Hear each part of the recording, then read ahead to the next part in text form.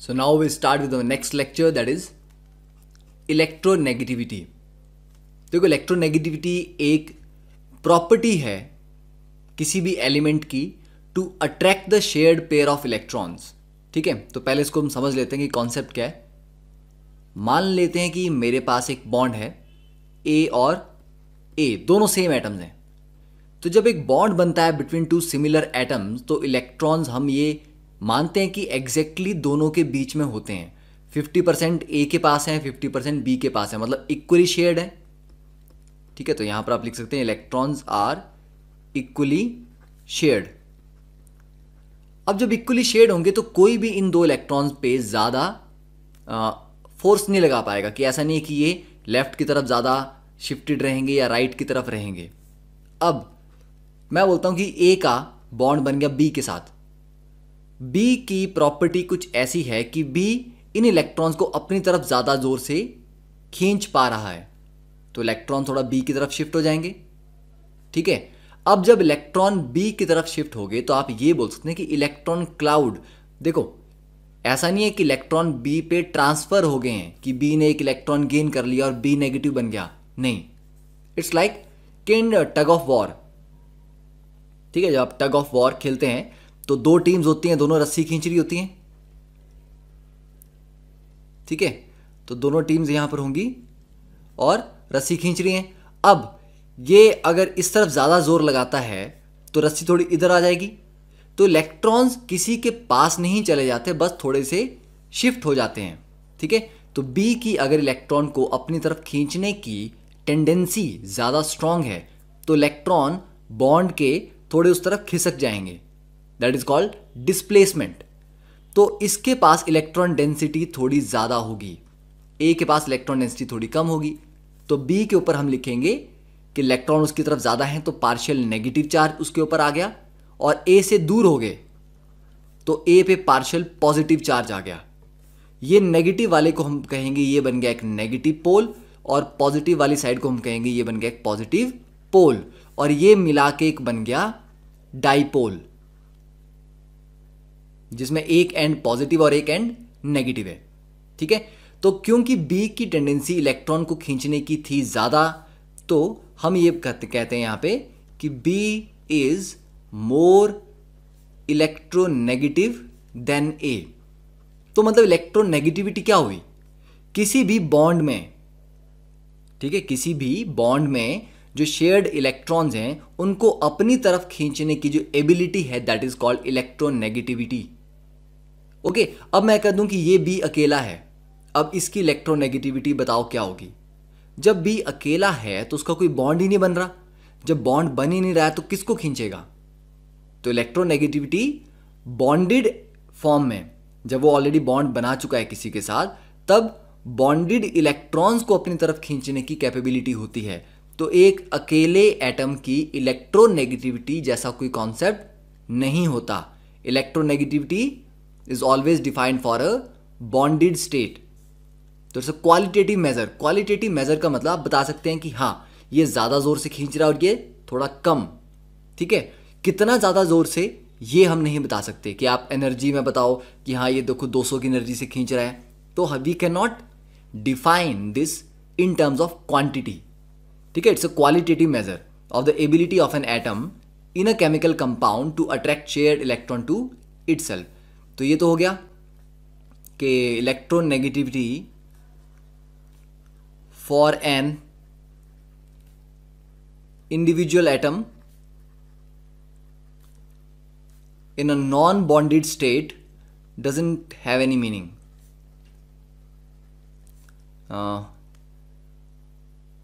Doesn't have any meaning.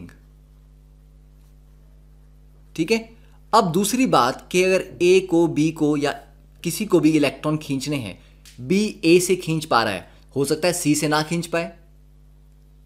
ठीक है, कि सी और बी के बीच में बॉन्ड बन गया और सी उससे भी ज्यादा इलेक्ट्रोनेगेटिव है, तो मतलब बी की जो इलेक्ट्रोनेगेटिविटी आ रही है वो अलग अलग सिचुएशन में अलग अलग आ सकती है। जैसे अभी बॉन्ड ए के साथ है, अगर बॉन्ड किसी और के साथ बनेगा तो बी की इलेक्ट्रोनेगेटिविटी चेंज हो सकती है। तो electronegativity depends on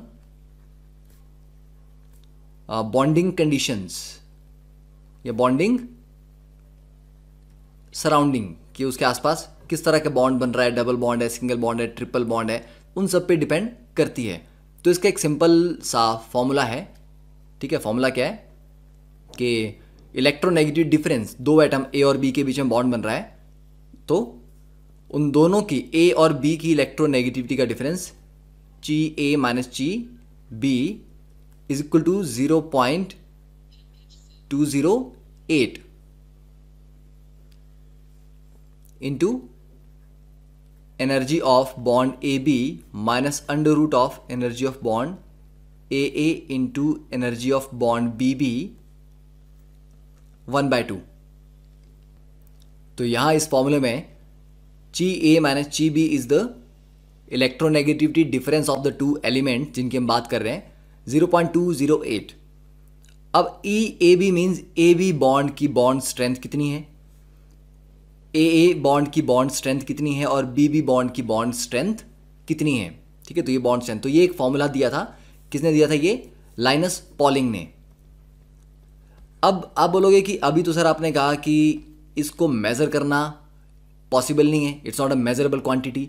lines Pauling ने एब्सोल्यूट वैल्यू नहीं मेजर की, लाइनस पॉलिंग ने रिलेटिव वैल्यू मेजर की। उसने जैसे कि हाइड्रोजन को एक रेफरेंस मान लिया कि हाइड्रोजन को हम रेफरेंस मान लेते हैं, ठीक है। तो उसकी इलेक्ट्रोनेगेटिविटी डिफाइन कर दी 2.1। अब जो हाइड्रोजन से भी ज़्यादा इलेक्ट्रोनेगेटिव थे उनकी वैल्यू 2.1 से ज़्यादा आई, जो हाइड्रोजन से कम इलेक्ट्रोनेगेटिव थे उनकी वैल्यू हाइड्रोजन से कम आई। तो ये लाइनस पॉलिंग का दिया हुआ एक फॉर्मूला है इलेक्ट्रोनेगेटिविटी कैलकुलेट करने का। उसके बाद हमारे पास एक और फॉर्मूला है, ठीक है, दैट इज मुलिकन्स स्केल, ठीक है, मुलिकन्स इलेक्ट्रोनेगेटिविटी। तो मुलिकन ने फॉर्मूला दिया कि इलेक्ट्रोनेगेटिविटी क्या है, ionization energy plus electron affinity divide by 2। It is the average of ionization energy and electron affinity किसी भी एटम की। तो ये दो आपको याद होनी चाहिए कि मुलिकन के अकॉर्डिंग इलेक्ट्रोनेगेटिविटी कितनी होती है और पॉलिंग के अकॉर्डिंग। तो हम जो फॉलो करते हैं दैट इज पॉलिंग, कि पॉलिंग की स्केल को हम फॉलो करते हैं, ठीक है। अब नेक्स्ट, ये आपको मैंने बता ही दिया नेक्स्ट पॉइंट, कि electronegativity of any given element is not constant. जैसे जैसे उसके सराउंडिंग चेंज होंगे, ठीक है, किन के साथ वो बॉन्ड बना रहा है, किन कंडीशन में बॉन्ड बना रहा है, डबल बॉन्ड है, सिंगल बॉन्ड है, ट्रिपल बॉन्ड है, ठीक है। तो ये इलेक्ट्रोनेगेटिविटी सेम एलिमेंट की चेंज होती रहती है। उसके ऊपर अगर चार्ज चेंज होता रहेगा तब भी इलेक्ट्रोनेगेटिविटी चेंज होती रहेगी,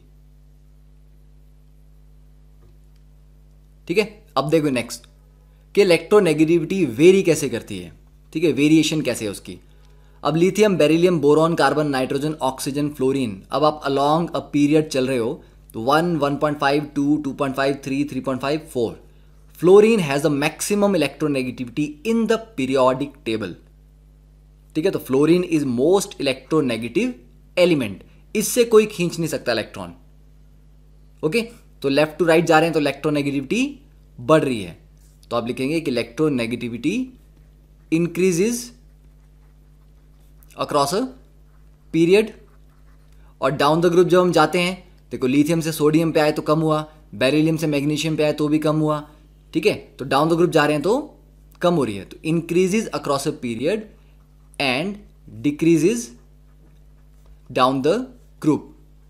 अब इनमें इंपॉर्टेंट वैल्यूज जो हैं वो nitrogen, carbon, oxygen, fluorine, sulphur, chlorine, ये तो आपको याद होनी चाहिए, ठीक है, हर हाल में आपको याद रहनी चाहिए, क्योंकि इन वैल्यूज के बेस पे हमें काफी कुछ प्रिडिक्ट करना पड़ेगा जब हम क्वेश्चन सॉल्व करेंगे, ठीक है। तो ये अक्रॉस अ पीरियड और डाउन द ग्रुप ये हो गया क्लियर।